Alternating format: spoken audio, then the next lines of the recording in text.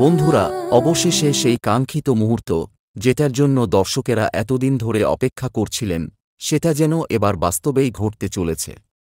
জি হ্যাঁ, আমরা কথা বলছি চিরদিনই তুমি যে আমার ধারাবাহিক নিয়ে।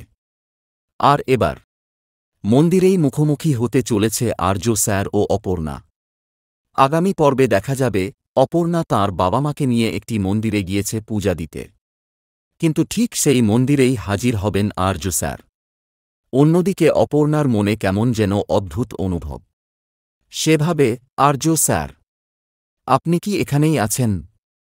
২৪ ঘণ্টা হতে আর মাত্র ২ মিনিট বাকি, আমি যেন আপনার উপস্থিতি অনুভব করতে পারছি।